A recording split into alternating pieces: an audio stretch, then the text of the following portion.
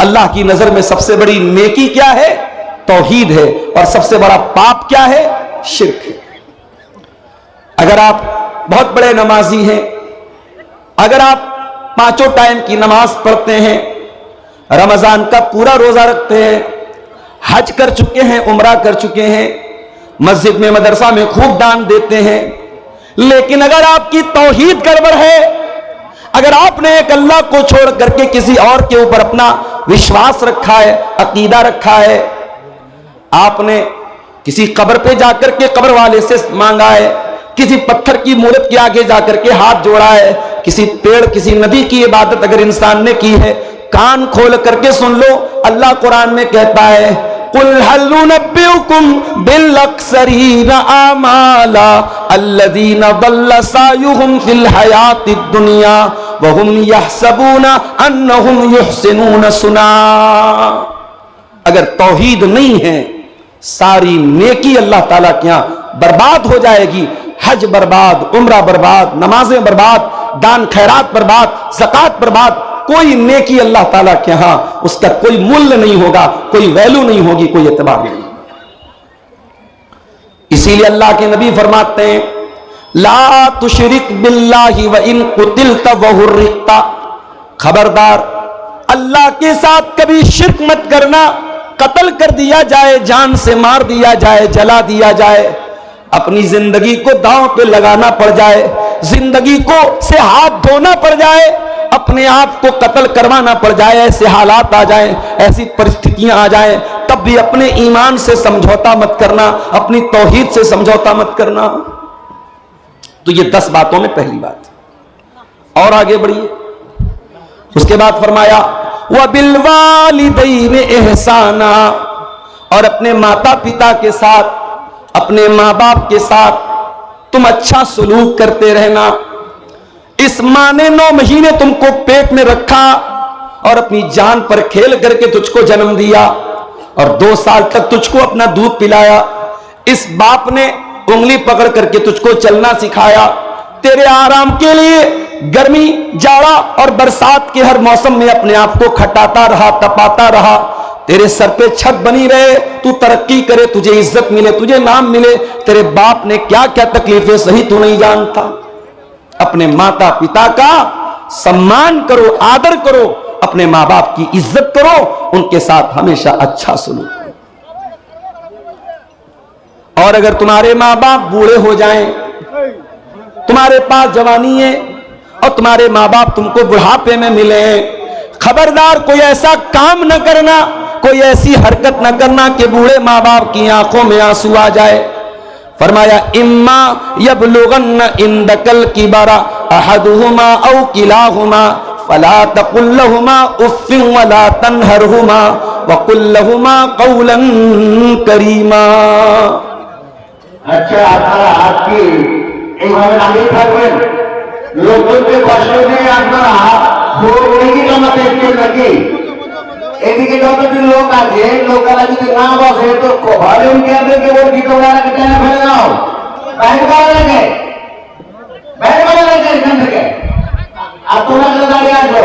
দাঁড়িয়ে কোরআন হাদিসের কথা শুনতে হয়, এত ভরে ভরে কথা শুনছো আর আমার কিছুই নেই তোমাকে। এই সামনে কেন তোমরা দাঁড়িয়ে আছো? বলো, একবারে হায়া সরম একবারে বিক্রি করে ফেলেছি, বুঝে যাও। এই সামনে এখানে কেউ দাঁড়িয়ে থাকবে না। फरमाया तुम्हारे वालिदैन, तुम्हारे माँ बाप अगर बूढ़े हो जाएं और तुम जिंदा हो, तुम बाकी हो, तुम्हारे सामने माँ बाप बूढ़े हो जाएं, फला तकुल लहुमा उफ्फिन, तो खबरदार अपने माँ बाप को उफ भी मत कहना, वला तनहरहुमा, उनसे डांट करके, उनसे बदतमीजी के साथ कभी बात मत करना।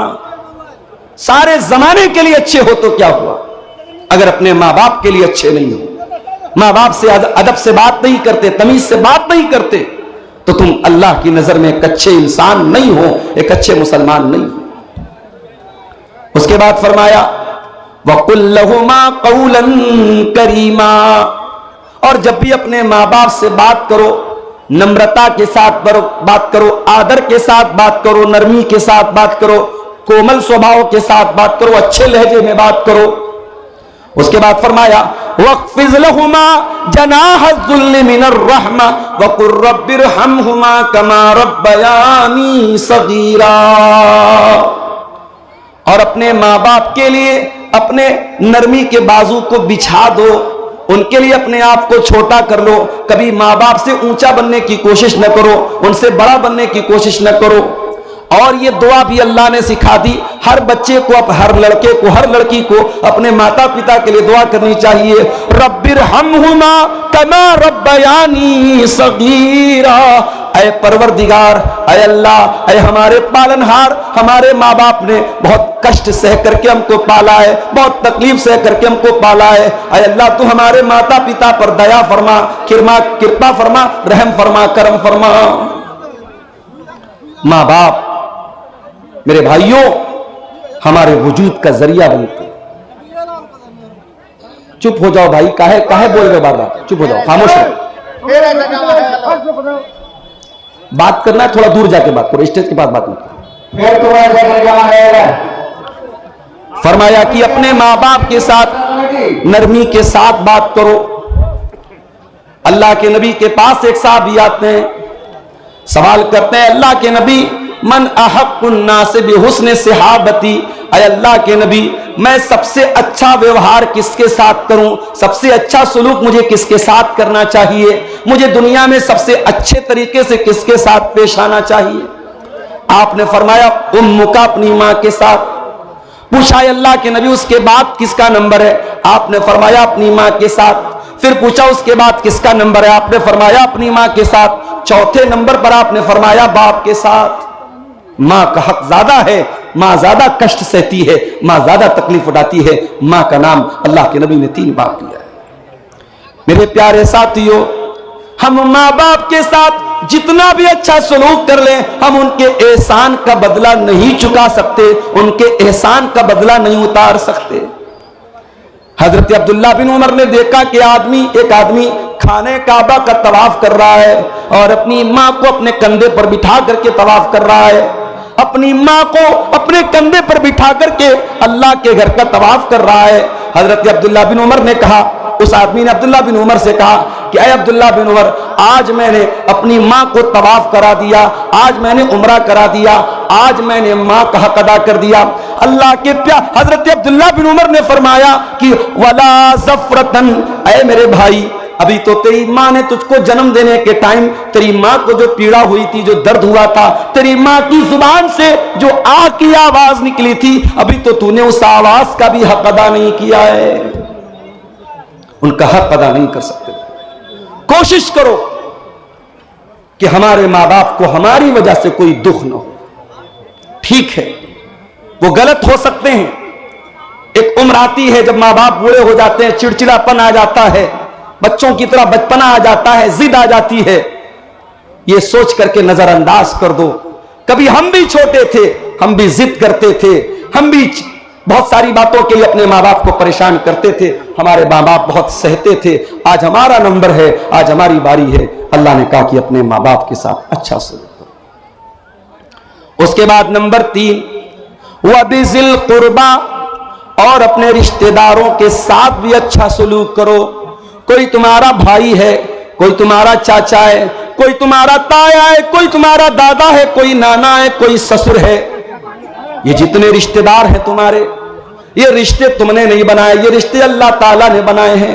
अपने इन रिश्तेदारों के साथ भी तुम अच्छा सलूक करो, उनकी खुशी में शामिल हुआ करो, उनके गम में शामिल हुआ करो। कुछ नहीं कर सकते तो कम से कम मीठे अल्फाज बोल दिया करो, ताकि उनके दिल को खुशी मिल जाए, उनके दिल को तसल्ली मिल जाए। अल्लाह के नबी के पास एक आदमी आया, उसने कहा अल्लाह के नबी, मेरे कुछ रिश्तेदार हैं, मैं उनके साथ अच्छा सलूक करता हूं, लेकिन वो मेरे साथ बुरा सलूक करते हैं। मैं उनके साथ नरमी का व्यवहार करता हूं, वो मेरे साथ बदतमीजी करते हैं। अय अल्लाह के नबी, मुझे क्या करना चाहिए?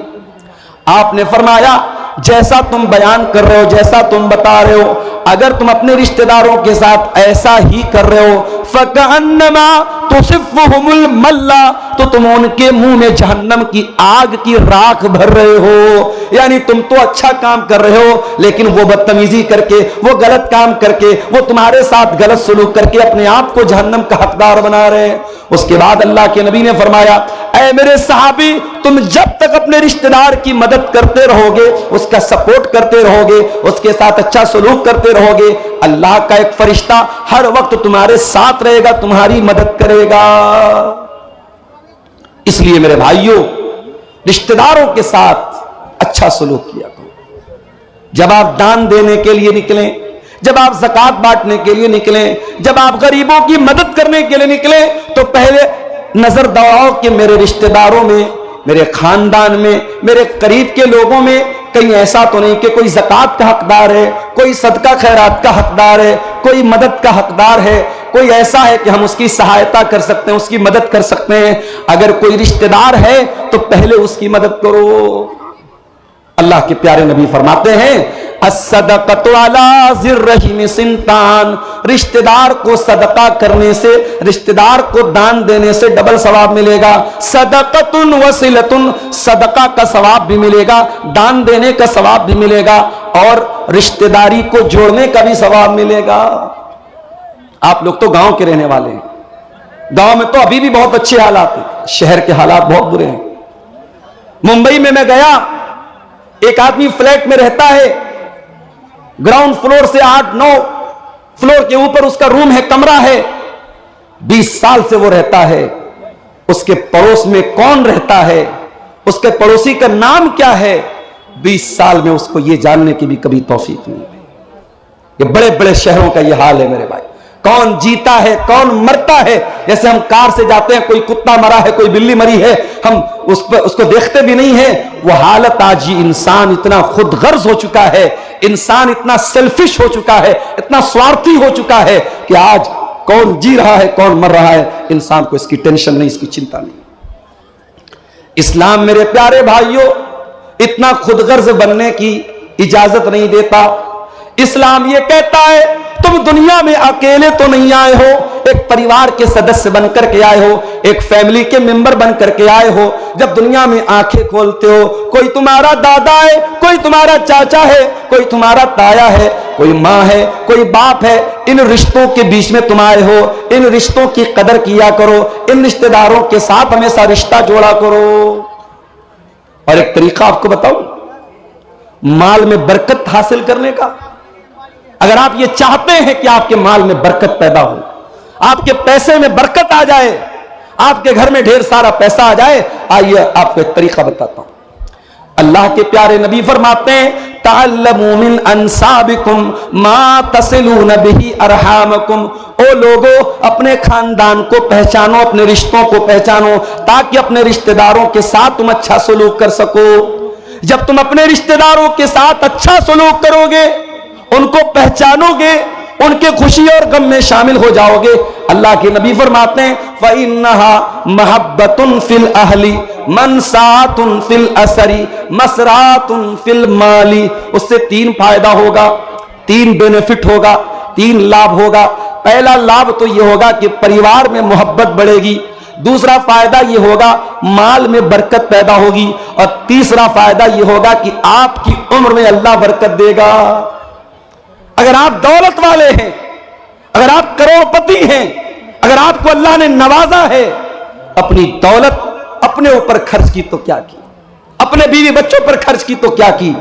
दौलत का सही इस्तेमाल तो यह है, अपने बाल बच्चों की जरूरत पूरी करने के बाद, अपनी जरूरत पूरी करने के बाद हम ये देखें हमारे रिश्तेदारों में कौन है जो हमारी मदद का हकदार है, और आगे बढ़ करके किसी गरीब की लड़की की शादी करा दें, किसी का घर टूट रहा है उसका टूटा हुआ घर बना दें, किसी की मदद कर दें। मेरे प्यारे साथियों, ये तीसरा हक है जो अल्लाह ताला ने इस आयत में बयान किया, वह बिज़िल कुर्बा, अपने रिश्तेदारों के साथ भी तुम अच्छा सलूक करो। उसके बाद फरमाया, व बिल वालिदैनि इहसानन व बिज़िल कुर्बा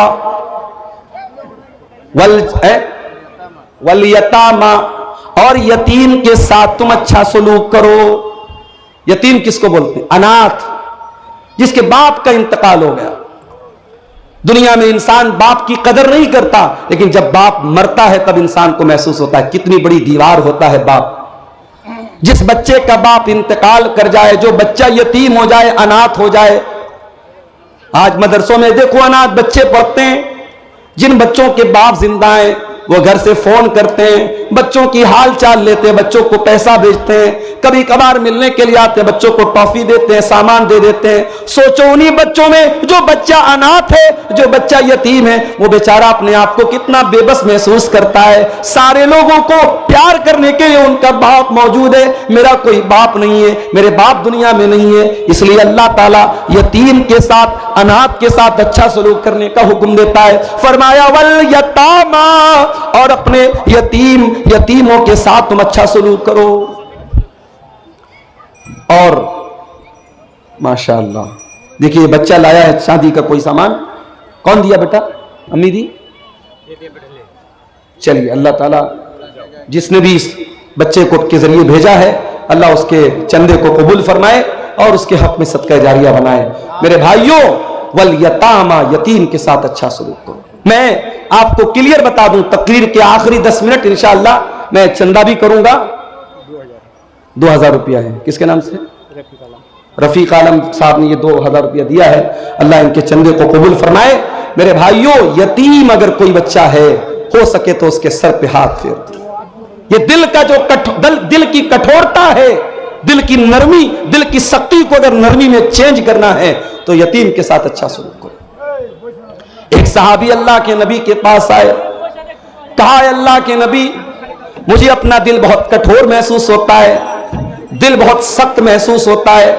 आपने फरमाया जाओ इमसा बिरासिल यतीम, किसी अनाथ के सर पर हाथ फेर दो, किसी यतीम के सर पर हाथ फेर दो, किसी यतीम की मदद कर दो, किसी यतीम के खाने का इंतजाम कर दो, तुम्हारे दिल की कठोरता दूर हो जाएगी। आज मसला तो यही है मेरे भाई, हमारे दिल कठोर हो चुके हैं, हमारे दिल सख्त हो चुके हैं। इस दिल में ना अल्लाह की मोहब्बत है, ना रसूल की मोहब्बत है, ना कयामत का डर है, ना आखिरत का डर है, ना जन्नत की तलब है, ना जहन्नम से बचने का जज्बा है मेरे भाई। तो यतीम के साथ अच्छा सलूक करो।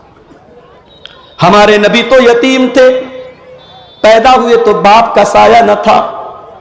6 साल की उम्र में मां के साथ जा रहे थे, रास्ते में मां का भी इंतकाल हो गया। मेरे नबी 6 साल की उम्र में डबल यतीम हो गए, मां भी नहीं बाप भी नहीं। मेरे नबी से बढ़ करके यतीम की पीड़ा को कौन समझेगा, यतीम के दर्द को कौन समझेगा। इसीलिए अल्लाह के प्यारे नबी फरमाते हैं अना वकाफिलुल यतीम कहातैन, मैं और यतीम की परवरिश करने वाला, मैं और यतीम को पालने वाला, यतीम का भरण पोषण करने वाला। कयामत के दिन ऐसे आएंगे। आपने अपनी दोनों उंगलियों से इशारा किया। इसलिए यतीम, अगर आपके समाज में, आपके गांव में कोई बच्चा यतीम है, हो सके तो उस यतीम की परवरिश अपने जिम्मे ले लो। नहीं ले सकते उसके मदरसे का खर्चा अपने जिम्मे ले लो। नहीं कर सकते तो कम से कम देखो कि उसका बेहतर भविष्य बनाने के लिए, उसका अच्छा मुस्तकबिल बनाने के लिए क्या कर सकते हैं आप। यतीम के साथ अच्छा सलूक करो। उसके बाद फरमाया वल जारि ज़िल कुर्बा, और अगर तुम्हारा कोई ऐसा पड़ोसी है जो पड़ोसी भी है और रिश्तेदार भी है, पड़ोसी भी है और चाचा भी है, पड़ोसी भी और ताया भी है, पड़ोसी भी है और चचेरा भाई भी है, अगर तुम्हारा पड़ोसी तुम्हारा रिश्तेदार है तो उसके साथ भी तुम अच्छा सलूक करो। और कुछ उलमा का कहना है केवल जारिज़िल कुर्बा का मतलब पड़ोसी हो और मुसलमान हो। इस्लाम तो वो धर्म है मेरे भाइयों, इस्लाम तो वो मजहब है, अगर आपका पड़ोसी मुसलमान नहीं है, नॉन मुस्लिम है, हिंदू है, सिख है, ईसाई है, किसी भी मजहब का मानने वाला है, आपका पड़ोसी किसी भी संप्रदाय से, किसी भी वर्ग से, किसी भी जाति से, किसी भी धर्म से ताल्लुक रखता है, इस्लाम ये कहता है अपने पड़ोसी को तकलीफ न पहुंचाना, अपने पड़ोसी के साथ अच्छा सलूक करना। अल्लाह के नबी फरमाते हैं ला युमिन वल्लाहि ला युमिन वल्लाहि ला युमिन, अल्लाह की कसम खा करके अल्लाह के नबी ने 3 मरतबा फरमाया वो इंसान मोमिन नहीं है, वो इंसान मोमिन नहीं है, वो इंसान मोमिन नहीं है। साहबा ने पूछा कौन है अल्लाह के नबी? आपने फरमाया मन ला या मन जारुहु बवाइकहु, जिसका पड़ोसी उसकी तकलीफ से महफूज न हो, जो अपने पड़ोसी को तकलीफ पहुंचाता हो, वो इंसान मोमिन नहीं हो सकता।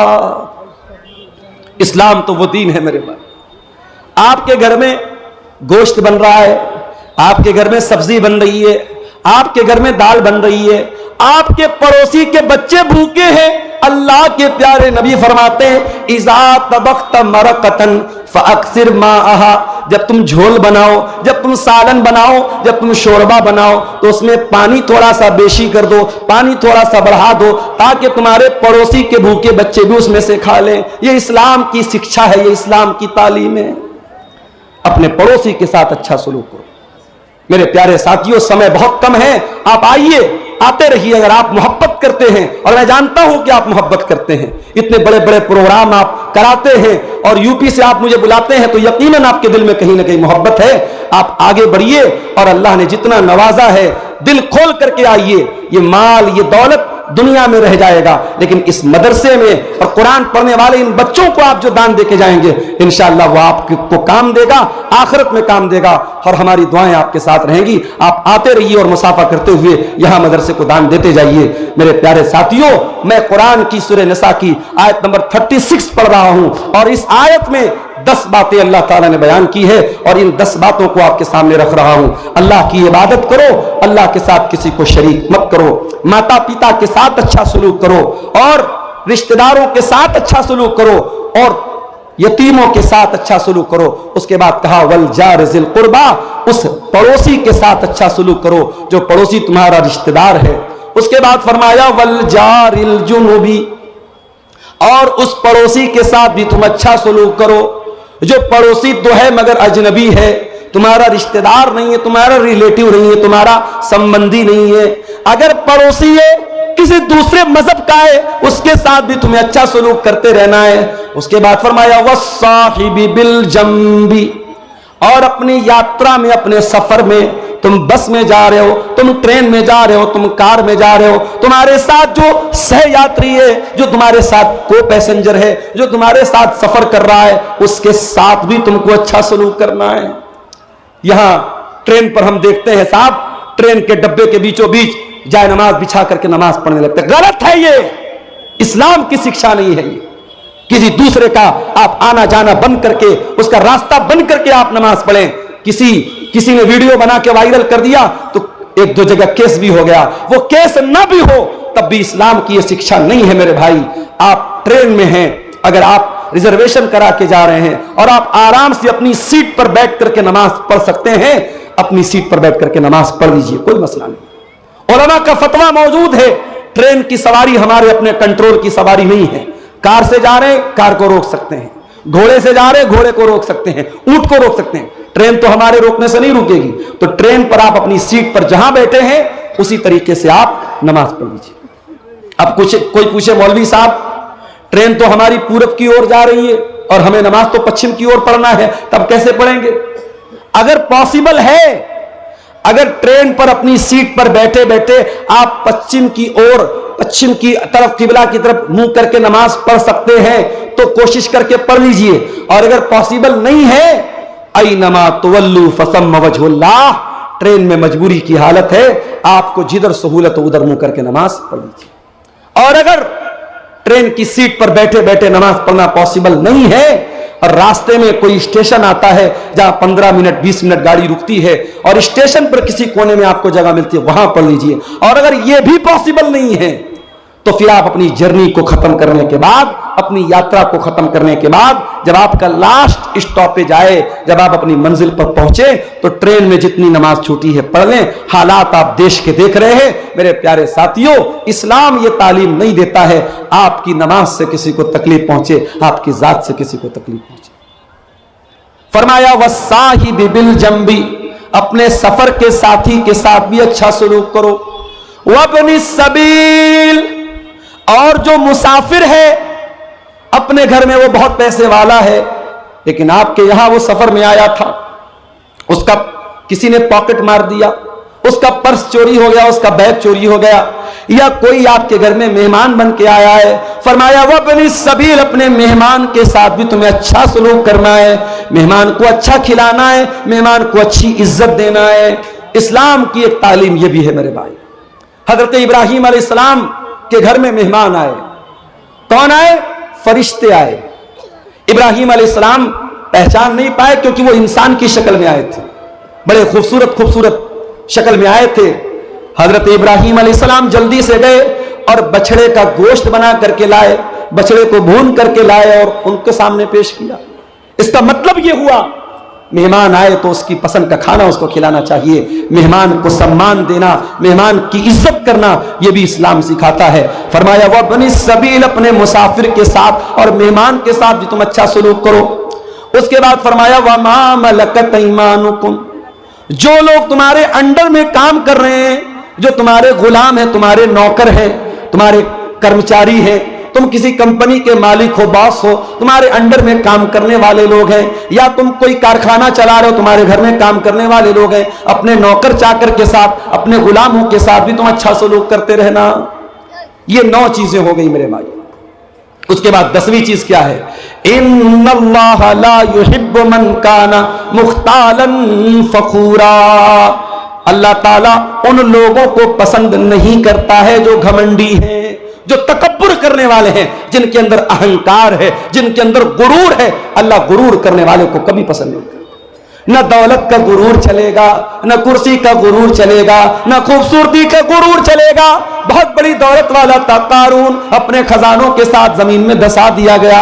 बहुत बड़ा बादशाह था फिरौन, उसकी सारी बादशाह खत्म हो गई और पानी में अल्लाह ताला ने डुबा डुबा करके मार दिया। बड़ी ताकत वाली कौम थी कौम आद, बड़ी ताकत वाली थी कौम समूद, अल्लाह ताला ने हवा की तरह उड़ा दिया। इन्नल्लाह ला युहिब्बु मन काना मुख्तालन फखूरा, अल्लाह ताला अहंकारी लोगों को, मगरूर लोगों को, घमंडी लोगों को पसंद नहीं करता मेरे भाई। इसलिए अपने अंदर तवाज़ु पैदा करो।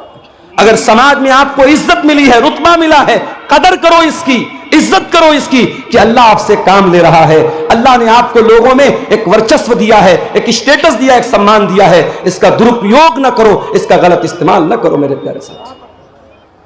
अल्लाह के प्यारे नबी फरमाते हैं मन तवाज़ा लिल्लाहि रफ़अहुल्लाह, जो अपने आप को छोटा बना ले अल्लाह के लिए, जो अपने आप को हकीर बना ले अल्लाह के लिए, अल्लाह उसको और बुलंदी देगा, और सम्मान देगा, और ऊंचा मकाम देगा। तो ये 10 बातें हैं मेरे प्यारे साथियों जो सूरह निसा की आयत नंबर 36 में अल्लाह ताला ने हमारे सामने बयान की है। अब आप रात भर जलसा इंशाअल्लाह सुनेंगे, लेकिन मैं आपसे यह कहना चाहूंगा कि एक बार अकेले में बैठकर, तन्हाई में बैठकर जरा गौर कीजिएगा कि इन 10 बातों में से कितनी बात पर आप अमल कर रहे हैं। पहली चीज क्या है? अल्लाह की इबादत करना, और अल्लाह की इबादत में किसी को शरीक न करना। कभी गौर कर लेना घर में जाके, कहीं ऐसा तो नहीं कि हमारे घर में भी बच्चे तावीज पहन रहे हैं, हमारे घर में भी बच्चों के माथे पर काला टीका लगाया जा रहा है, हमारे घर की औरतें भी टोने टोटके कर रही हैं, गलत रास्तों पे जा रही हैं। अगर हो रहा है तो जाके बंद करा दो मेरे भाइयों, अपने अकीदे और अपनी तौहीद को बर्बाद मत करो। दूसरी चीज, माता पिता के साथ अच्छा सलूक करें। अगर आपके घर में आपके माँ बाप तकलीफ में हैं, आप इस आयत पर अमल नहीं कर रहे हैं, आप जाइए मां से माफी मांगिए, बाप से माफी मांगिए, और यकीन रखिए जब तक मां जिंदा है माफी मांग सकते हो, बाप जिंदा है माफी मांग सकते हो। मां चली गई, बाप चला गया, पछताओगे कि काश मैंने माफी मांग ली होती, काश मैंने अच्छा सलूक किया होता। आज इंसान 4 पैसे कमाता है, मां की दवा के पैसे उसके पास नहीं है, बाप के इलाज के पैसे उसके पास नहीं। अरे ऐसी दौलत इकट्ठा करके क्या करेगा कि तेरी मां इलाज के अभाव से मर जाए, तेरा बाप छोटी छोटी चीजों के लिए दूसरों का मोहताज बन जाए। अपने माँ बाप के साथ अच्छा सलूक करो मेरे भाई, रिश्तेदारों के साथ अच्छा सलूक करो, यतीमों के साथ अच्छा सलूक करो, पड़ोसियों के साथ अच्छा सलूक करो। दूर के पड़ोसी हैं या कोई गैर मुस्लिम पड़ोसी है, नॉन मुस्लिम पड़ोसी है, उसके साथ भी आपको अच्छा सलूक करना है। सफर का साथी है, उसके साथ भी आपको अच्छा सलूक करना है। मुसाफिर है, मेहमान है, उसका भी आपको सम्मान करना है। और आपका नौकर चाकर गुलाम लौंडी, उस जमाने में गुलाम लौंडी होते थे, आज के जमाने में नौकर चाकर है, इनके साथ भी अच्छा सलूक करना है। और 10वीं चीज ये है, अपने आप को अहंकार और गुरूर से बचाना है। मेरे भाइयों अब आप आइए, मैं चंदे का काम शुरू कर रहा हूं, आप आते जाइए। और जो अल्लाह ताला ने आपको नवाजा है, मैं जानता हूं आप जलसे में आते हैं, तैयारी के साथ आते हैं और दान देने के लिए आते हैं। मेरे हाथ पे आप मुसाफा करते हुए, जो भी आप इस इदारे के लिए, ये बच्चे कुरान का हिफ्ज कर रहे हैं यहाँ, और अल्लाह के नबी की हदीस है खैरुकुम मन तअल्लमल कुरान व अल्लमहु, तुम में सबसे बेहतरीन इंसान वो है जो कुरान को सीखता है, सिखाता है। मेरे अजीजों, ये हिफ्ज़ कुरान का मदरसा है। और आप, मैंने देखा कई लोगों ने कुरान भी यहाँ पे मदरसे के बच्चों के लिए दिया है। आप कुरान भी दे सकते हैं, आप रकम भी दे सकते हैं। इन बच्चों के साल भर के तालीम पर और इनके खान पान पर जो खर्च आएगा उसमें भी आप ताउन कर सकते हैं। आप आगे बढ़िए और इस मदरसे का ताउन मेरे हाथ पे आप करते हुए जाइए। मैं दोनों तरफ से, मैं मेरे भाइयों मजबूरी समझ रहा हूं, मेरी भी मजबूरी है, जलसे वालों की भी मजबूरी है। हम जानते हैं जलसा चंदे के लिए होता है, इदारे के लिए होता है। कोई भी जलसे वाला ये नहीं चाहेगा इतना बड़ा जलसा और इतना बड़ा पिंडाल लगाने के बाद जो उसका एक टारगेट है जलसे का और मदरसे को जो एक रकम चाहिए, अगर वो रकम ना हो तो ये मकसद फेल हो सकता है। ये हमारे किसी भाई ने 500 रुपया दिया है। आइए आगे बढ़िए, मत बैठे रहिए, उठ करके आइए। मेरे हाथ पे जो भी आप 1000 2000 दे सकते हैं दे करके आइए। हमारे बाद मौलाना हुसैन अहमद सलफी साहब अररिया के, बहुत बेहतरीन मिष्टी जुबान उनकी है, मिष्टी भाषा है, मंगला जुबान के अच्छे मुक़र्रिर हैं। ये हमारे किसी भाई ने 100 रुपया दिया है। मेरे भाई, मुसाफिर की दुआ है और एक आलिम की दुआ, खतीब की दुआ है। इंशाअल्लाह अल्लाह ताला इस चंदे को कबूल करेगा और आपको अल्लाह ताला आपके दान के बदले इसको आपके लिए सदक़े जारिया बनाएगा। आगे बढ़िए। कुछ लोग आ नहीं पा रहे हैं, हाँ, बोलिए कि गमछा लेके बीच बीच में ठीक है, ठीक है। ये लेके घूमे कमेटी के लोग गमछा लेके भी घूम रहे हैं, उनको आप यहां तक आ नहीं सकते। अगर आप अपनी जगह बैठे रहना चाहते हैं, देखिए जो भी 100 200 1000 जो भी आप दे सकते हैं चंदा दीजिए। ये मदरसा के चंदे ही का जलसा है, आपको बताने की जरूरत नहीं है। आइए आगे बढ़िए, इंशाअल्लाह ये चंदा, ये दान आपके काम आएगा।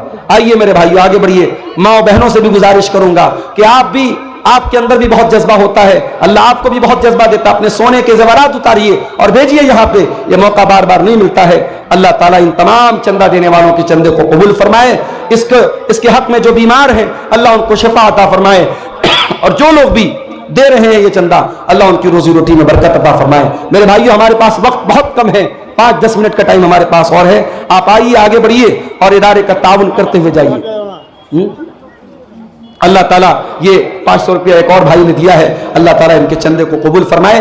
देखिए, मैं आम तौर से चंदा नहीं करता हूं, लेकिन आपकी मोहब्बत में और आपके इदारे की मोहब्बत में मैं ये चंदा कर रहा हूं। आप आगे बढ़िए और मेरे हाथ में आप जो भी दे सकते हैं दे करके जाइए, ताकि जलसे की जो असल मकसद और उद्देश्य है वो पूरा हो जाए।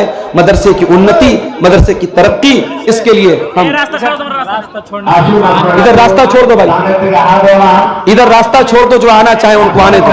आइए आइए, अल्लाह जज़ाए खैर, अल्लाह जज़ाए खैर दे। आप आइए आगे बढ़िए, अल्लाह ताला आप सबके चंदे को कबूल फरमाए।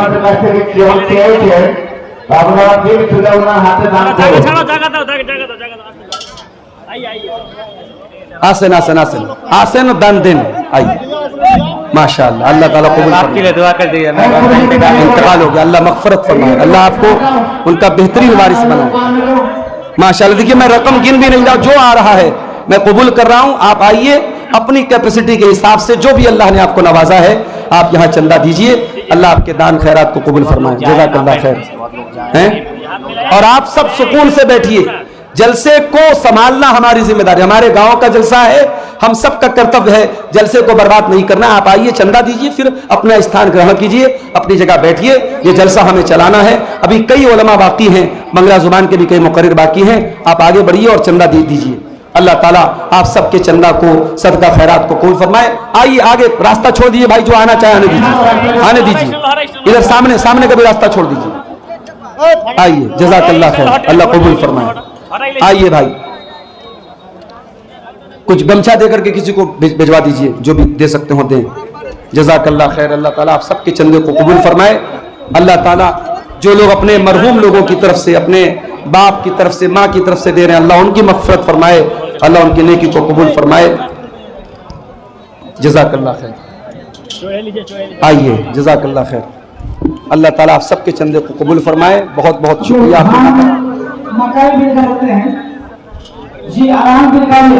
जज़ाकल्लाह खैर, अल्लाह ताला कबूल फरमाए।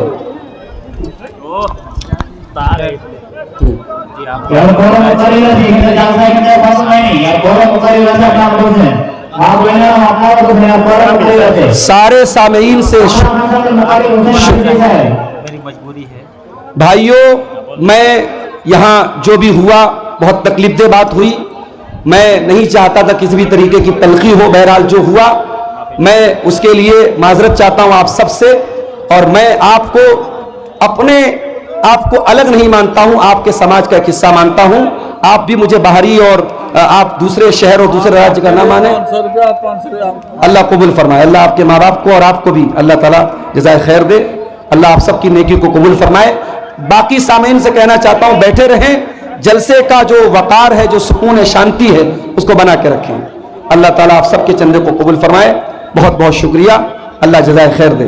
आइए, जो दे सकते हो दीजिए भाई, 100-50 जो भी दे सकते हो, कोई पाबंदी नहीं, कोई लिमिट नहीं, और इंशाअल्लाह ये चंदा आपके लिए सदका जारिया बनेगा इंशाअल्लाह। आइए, जज़ाकल्लाह, जज़ाकल्लाह खैर। आइए आगे बढ़िए। मोबाइल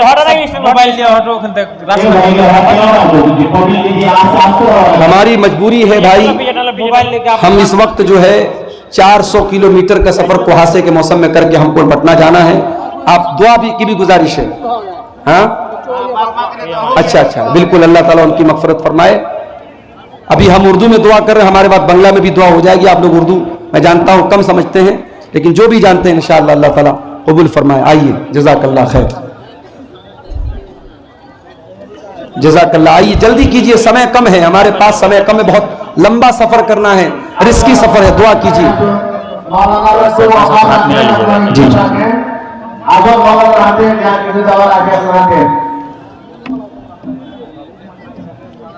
आ जाओ भाई, आ जाओ, जो भी जिसको भी अल्लाह की राह में देना है इस इदारे का। मैं जानता हूं इसी गांव के जलसों में मैंने देखा कई लाख रुपया लोग चंदा दे देते हैं। आप आगे बढ़िए और दिल खोल करके इदारे को ताउन पेश कीजिए। अल्लाह ताला इस मदरसे को और तरक्की दे और आपके चंदे को, आपके दान को अल्लाह ताला कबूल फरमाए। नहीं, फिर बहुत देर हो जाएगी, बात मानिए। 10 बज रहा है, बहुत लंबा सफर करना है, बात मानिए। अरे भाई, तो अब फिर हम क्या करें बताइए, फिर हमारा मजबूरी है ना। नहीं, आदमी रहेंगे इंशाअल्लाह। आइए, उनको बुलाइए। आप सब बैठिए। जलसे देखिए, जलसे वाले इसी पर भड़कते हैं कि आपके जाने के बाद पब्लिक नहीं रहेगी। आपको इसको तोड़ना है, आपको जलसे को कामयाब बनाना है। आप अब्दुल गफ्फार सलफी के लिए नहीं, आप दीन को सुनने के लिए आए हैं। ये बात अपने दिमाग में बिठाइए और बैठे रहिए सुकून से, और जलसा पर कोई असर ना पड़े ये हमको आप करके दिखाइए इंशाअल्लाह। तो ये पीछे कमेटी के लोग परेशान है कि आपके जाने के बाद लोग चले जाएंगे। महिलाओं से भी कहूंगा, माओ बहनों से भी कहना चाहूंगा कि आप सुकून के साथ बैठें। अभी बंगला जुबान का वक्तव्य होना बाकी है, आप सारे वक्तव्य सुन करके प्रोग्राम को कामयाब करके इंशाअल्लाह जाएंगे। आइए आगे बढ़िए, अल्लाह ताला आप सबको कबूल करे। हमारे अगले जो वक्ता हैं वो आ रहे हैं, उनके आने तक जो भी आप दे सकते हैं हमारे हाथ में, आप आइए और चंदा देते हुए जाइए। मिनी पर्दा वाला मिनी पर्दा ठीक है औरतों के लिए, और मौलाना हुसैन सलफी को जल्द से जल्द स्टेज पर आया जाए। मौलाना हुसैन सलफी को जितना जल्द हो सके स्टेज पर आया जाए। और औरतों में जुड़ा नहीं हो रहा तो और आगे बढ़ जाए, यानी माइनर क्लास से आगे बढ़े सेंटर बटन अपना की बहुत माइनर बोल दिए थे, यानी सेंटर बटन इतनी और आगे बढ़ जाए। भाइयों, हमारी मजबूरी को सामने रखते हुए आप हजरात मौके की नज़ाकत को समझिए। मुझे अगर निकलना ना होता मैं आराम से तकरीर करता और देर तक आपके सामने मैं वक्तव्य करता, लेकिन हमारे साथ बहुत बड़ा मसला और मजबूरी है, इसको आप समझिए। और कम समय में आप जितना ज़्यादा से ज़्यादा यहाँ दान दे करके जाएंगे इंशाअल्लाह वो आपके हक में बेहतर होगा। आइए आगे बढ़िए। मैंने 9:30 का टारगेट बनाया था, हमारी घड़ी में तकरीबन 9:45 बज रहे हैं। और दुआ भी कीजिए आप कि अल्लाह ताला जलसे को भी कामयाब करे और हमारी सफर को भी अल्लाह ताला कामयाब करे। आइए आगे बढ़िए और देते जाइए, हाथ मिलाते जाइए और देते जाइए। अल्लाह ताला आप सबके दान को कबूल करे। जिसको जो देना है दे दे, मौलाना उठने वाले हैं जी, जिसको भी जो देना है आगे दे। चलो। और इसके बाद मौलाना हुसैन सलफी साहब है, आप उनके हाथ में चंदा दिखा देंगे। कमेटी का आदमी को बताइए क्या टाइम दिया है, कितना टाइम था, कितना बजे छोड़ा मौका देना कमेटी हुसैन सलफी को आइए, अल्लाह कबूल फरमाए।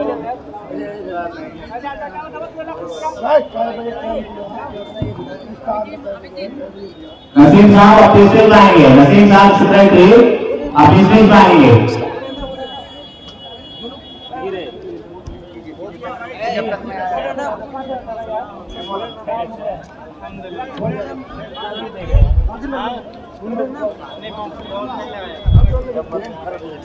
आइए आइए, जज़ाकल्लाह खैर, अल्लाह कबूल फरमाए।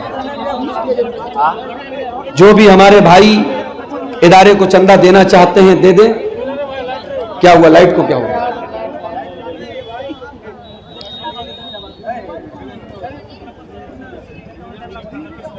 जज़ाकल्लाह खैर, अल्लाह कबूल फरमाए। आइए आगे बढ़िए। माशाअल्लाह, ये तमाम लोग जो दे रहे हैं रकम, मैंने गिना भी नहीं है और ना उसको रकम को मैं जाहिर कर रहा हूं, बस ये आपके और अल्लाह के बीच का मामला है। आप जो भी दे रहे हैं अल्लाह ताला उसको कबूल फरमाए। हुसैन सर भी बुलाया जाए जल्दी से, अभी जो गए हैं जल्दी लेकर पहुंचे स्टेज पे, शेख को निकलना और बनाए मेहरबानी, किसी तरह कोई बात ना करे, किसी तरह कोई माहौल ना बनाए, मजबूरी को समझिए। आप लोग सारे लोग बैठिए आराम से, जो चंदा देने वाले हैं वो आगे बढ़े। आप लोग बैठिए, खड़े मत रहिए। प्रोग्राम का माहौल हमें और आपको बना के रखना है। ये प्रोग्राम मैं जानता हूं गांव की इज्जत होती है। बैठो ना जी, बैठ जाइए, आप लोग बैठिए। बसो थोड़ा, बसो थोड़ा, बसो थोड़ा।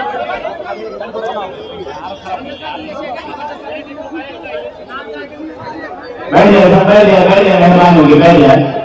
एक आलिम की बात तो सुनिए, मौलाना ने आपको बार बार बोल रहे हैं, और अल्लाह के वास्ते सबको इनाम निकल जाए, अगर निकल जाएंगे तो नहीं नहीं, बिल्कुल नहीं निकलेंगे इंशाअल्लाह। अगर आप अल्लाह से मोहब्बत करते हैं, रसूल से मोहब्बत करते हैं, दीन से मोहब्बत करते हैं और इस मदरसे की उन्नति के लिए आप आए हैं तो इंशाअल्लाह आप बैठे रहेंगे और प्रोग्राम को कामयाब करके इंशाअल्लाह जाएंगे।